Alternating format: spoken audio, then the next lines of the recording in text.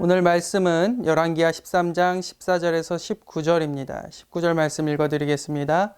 하나님의 사람이 노하여 이르되 왕이 대여섯 번을 칠 것이니이다. 그리하였더라면 왕이 아람을 진멸하기까지 쳤으리이다. 그런즉 이제는 왕이 아람을 세 번만 치리이다 하니라. 가만히 있으면 중간이라도 간다라는 말이 있습니다. 때로는 이 말이 맞는 말인 것 같습니다. 특히나 특출나면 꺾어버리고 또 뒤떨어지면 버려지는 세상 가운데에서는 이 말대로 살아가야 할 것만 같습니다. 그러나 믿음의 세계엔 중간은 없습니다. 요한계시록에서 라오디게아 교회에게 차든지 뜨겁든지 하라 하신 것처럼 말입니다.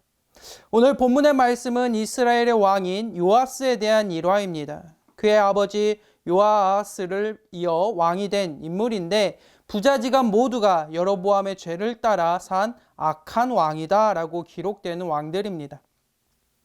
아람의 학대 속에서 여호아스는 하나님께 부르짖고 응답을 받음으로 구원의 역사를 경험하였습니다. 그럼에도 그는 여전히 아세라를 섬기며 죄악 속에서 살다가 결국 다시 벌어진 아람과의 전쟁 중에 악한 왕이라는 오명만 남긴 채 죽었습니다.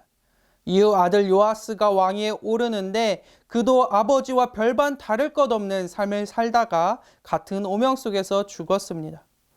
그런데 요아스에겐 오명을 지울 수 있는 기회가 있었습니다. 바로 오늘 본문의 내용인데 엘리사가 죽을 병에 걸렸음을 전해 들은 요아스는 내 아버지여 내 아버지여 이스라엘의 병고와 마병이여 라고 슬피 울면서 그를 찾아왔습니다. 이 대목에서 요아스가 엘리사를 얼마나 존경하고 있는지를 보여주는데 특히 엘리사를 이스라엘의 병거와 마병이라 칭하면서 지금껏 누린 승리가 누구로 임함인지를 알고 있음을 밝혀주고 있습니다. 그런 요아스에게 엘리사는 활과 화살을 가져오라고 명령하고 동쪽 창을 열어서 화살을 쏘라고 명령합니다. 그러면서 엘리사가 요아스에게 말하기를 이는 여호와가 주는 구원의 화살이라 라고 하고 아람을 향해서 쏜 그 화살이 선전포고요 믿음으로 승리를 허락하셨음을 알려주는 상징이다 라고 가르쳐 줍니다. 이후 엘리사는 요아스에게 그 구원의 상징이 된 화살을 잡고 땅을 치라고 명령합니다. 이에 요아스는 땅을 3번 치는데 엘리사가 노하며 말합니다.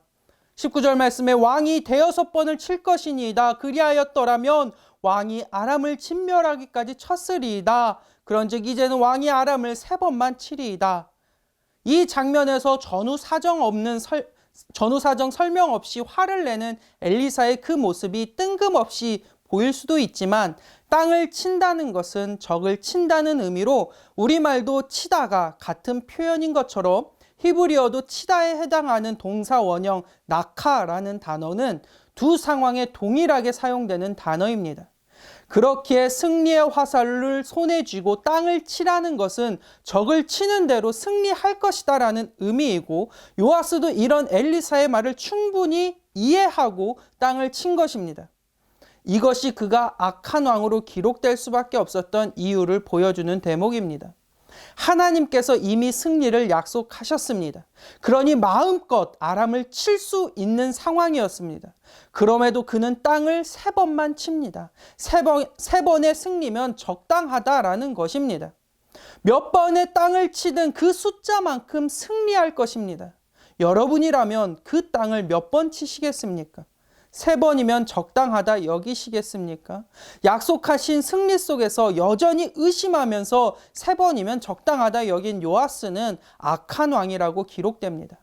이미 허락된 승리입니다. 손이 부르 터질 정도로 땅을 쳐도 모자람이 없습니다.